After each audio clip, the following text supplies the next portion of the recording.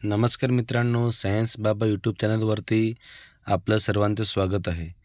मित्रांनो, खूप दिवसातून आज व्हिडिओ बनवतोय। याचं एकच कारण आहे की पेशा भरतीला न्याय मिळावा। आदिवासी उमेदवारांवर जो अन्याय झालेला आहे त्याला शासनाने कुठेतरी न्याय देऊन त्या सर्व आदिवासी उमेदवारांना कायमस्वरूपी नोकरी दिली पाहिजे। तर मित्रांनो, या ठिकाणी आदिवासी पेशा कायमस्वरूपी पदभरतीसाठी जे आदिवासी पेशा कर्मचारी आहेत त्यांना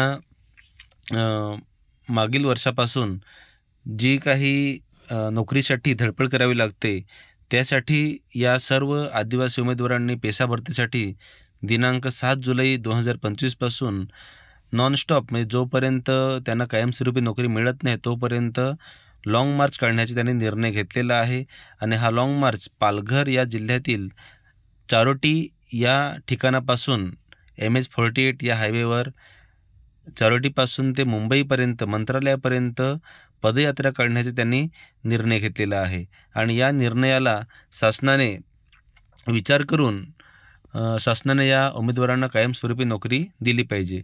यासाठी मित्रांनो, या उमेदवार म्हणतायत की परीक्षा होऊन वर्ष उलटलं, मेरिट लागली, पण कोर्टात याचिका दाखल होऊन पेशा अधिसूचनेवरती आळा बसला। म्हणजे मित्रांनो, या उमेदवाराने 2019-20 पासून भरतीसाठी प्रयत्न केले, आंदोलने केली, मोर्चे काढले।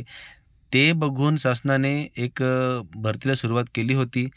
त्यानंतर ती एक्झाम घेतली गेली, मेरिट लागली, परंतु मेरिट लागल्यानंतर अचानकपणे काही बिगर आदिवासी समाजाने या भरतीवरती याचिका दाखल केली आणि या पेशा भरतीवरती एक अडथळा आला, त्याला स्टॉप आला।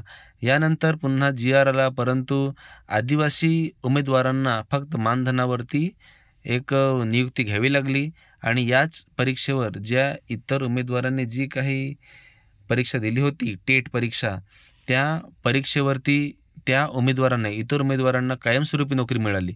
मग जर का सर्वांना परीक्षा समान आहे तर आदिवासी उमेदवारांवरती अन्याय का? जर का इतर समाजाला त्याने कायमस्वरूपी नोकरी दिलेली असेल तर आदिवासी उमेदवारांना देखील कायमस्वरूपी नोकरी मिळाली पाहिजे। यासाठीच ही केवळ नोकर भरतीसाठी नाही तर एक सन्मानाचा लढा आहे असं आदिवासी उमेदवार म्हणतायत। आणि त्याकरिता त्यांनी 7 जुलैपासून म्हणजे सोमवारपासून ते नॉनस्टॉप जोपर्यंत शासन याच्यावरती योग्य निर्णय घेत नाही, या उमेदवारांना कायमस्वरूपी नोकरी देत नाही, तोपर्यंत हा लाँग मार्च सुरू असेल। आणि जर का तरी देखील शासन काही निर्णय घेत नसेल तर यानंतर पुढचे पाऊल आदिवासी उमेदवारांचं काय असेल हे पुढे निर्णय घेतील। तर एकच विनंती आहे की शासनाने याच्यावरती निर्णय घेऊन या उमेदवारांना न्याय द्यावा। धन्यवाद।